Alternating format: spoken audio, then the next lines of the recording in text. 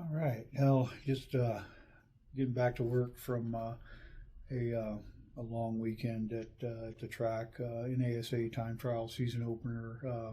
Just uh, just finished up, so now I'm back here at work trying to catch up with things and get some videos made from the past weekend and also run the gun store. So, at any rate, it was interesting this weekend about how many incidents actually took place on the track.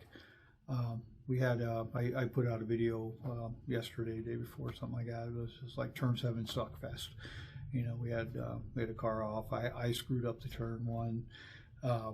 We had another one lose power going up turn 5. I mean, so there was a lot of incidents. We had at the beginning of the event, we had a BRZ go off on turn 8 and basically total the car. So I mean, it was an eventful weekend. So, but it kind of begs the question. A lot of people have been asking me, is like, okay, well, you got your time trials license this year, and why does it take so long to get that license, and why is it required, for TT and ST, which is wheel to wheel, competition license? Well, I can tell you, I'll show you the videos coming up here. It's You don't just jump into a race car and drive. It's especially as a novice like I am, there's a lot of work behind it, and there's a lot of things that can happen on the track that you need to be able to react to, especially in time trials, because the time trials part of it is not really wheel to wheel competition. You're really competing with yourself in the track, and many times there are a lot of different classes that are running on the track at the same time. You've got to be able to manage traffic well. So a lot of it is, understanding what's in your environment and not panicking about your environment.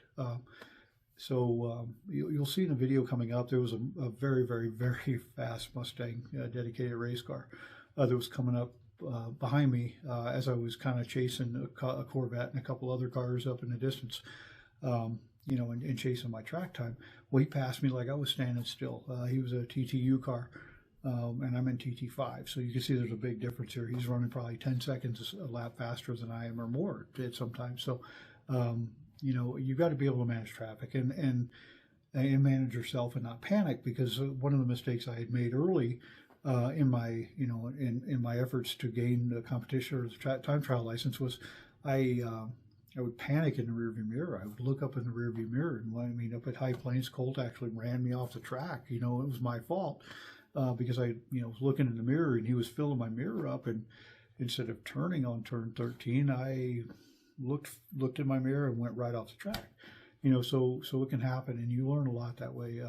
Like I said, it's a process, and being able to handle the track and manage traffic is a big deal. So nowadays, it's just, okay, there's something in my mirror, let me see how I can get out of his way. Because in time trials, again, your goal is the fastest time that you can pull on a single lap, and you have to do that without impeding anybody else's ability to gain that good, or that flyer, or that good lap as well. And they may be substantially faster or substantially lower than you, or slower than you. So being able to manage that, and manage your own lap while allowing others to make it through, is a big deal as well. So you'll see it in the video here. Like I said, it's one of the reasons that it does take a little bit of time to get these licenses and then compete in the time trials for NASA anyway. Other organizations may be a little easier. SCCA, for example, is relatively easy to get a license to compete in time trials, but this is kind of a different level. I really feel it's a different level. So you'll see it in the video.